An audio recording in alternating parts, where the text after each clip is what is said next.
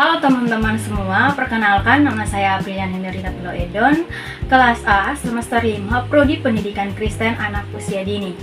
Video ini saya buat untuk memenuhi tugas UTS, mata kuliah, bimbingan, dan konseling di PAUD. Nah, pada kesempatan ini saya akan membahas tentang bagaimana kita mendesain bentuk pengumpulan data di PAUD.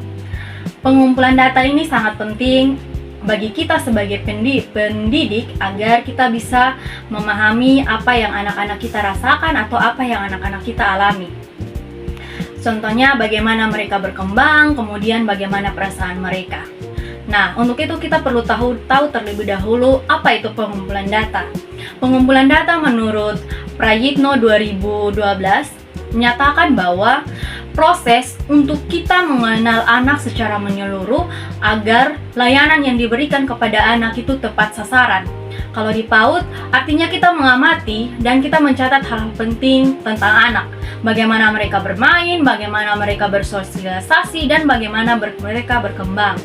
Dengan adanya pengumpulan data ini juga, kita bisa bekerja sama dengan orang tua dan juga masyarakat-masyarakat agar bisa membantu anak untuk tumbuh dan berkembang secara optimal.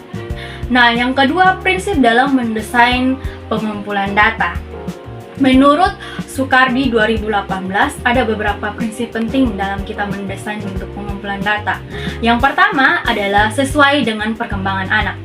Misalnya alat peraga atau alat permainan edukatif yang kita rencanakan atau yang kita buat itu harus sesuai dengan perkembangan anak dan sesederhana mungkin dan menyenangkan bagi anak. Dan yang kedua adalah terpadu.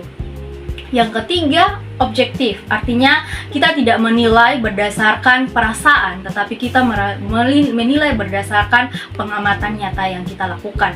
Dan yang keempat adalah rahasia. Data yang kita kumpulkan adalah bersifat rahasia untuk membantu anak bisa memahami apa yang dia rasakan sehingga anak itu bisa berkembang, bukan sebaliknya kita membandingkan perasaan anak-anak dengan anak-anak yang lain. Yang ketiga adalah bentuk pengumpulan data. Bentuk pengumpulan data di sini menurut Prayitno dan Tohirin terdapat beberapa. Yang pertama itu adalah observasi, yaitu kita sebagai guru PAUD kita mengamati langsung saat anak bermain atau misalnya saat anak belajar. Dan yang kedua adalah wawancara. Wawancara yang kita lakukan di sini adalah kita wawancara dengan guru atau wawancara dengan orang tua. Dan yang ketiga adalah catatan anekdot, yaitu kita menuliskan kejadian penting yang menggambarkan perilaku anak. Dan yang keempat adalah portofolio perkembangan, yaitu kumpulan karya anak dan catatan-catatan guru tentang perkembangan anak. Dan yang terakhir adalah angket sederhana. Angket sederhana ini adalah untuk orang tua, misalnya kita bertanya kepada orang tua apa kebiasaan anak di rumah atau bagaimana perkembangan anak di rumah. Jadi dari materi yang telah saya paparkan dapat saya simpulkan bahwa pengumpulan data dalam bimbingan dan konseling di PAUD sangat penting bagi kita untuk memahami kebutuhan, perilaku, dan perkembangan setiap anak. Kita juga sebagai guru dapat menggunakan berbagai cara seperti observasi, wawancara, catatan anekdot, dan portofolio.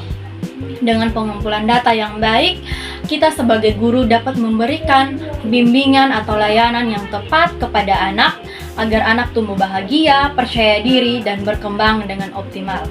Itu saja dari saya, sekian dan terima kasih. Shalom.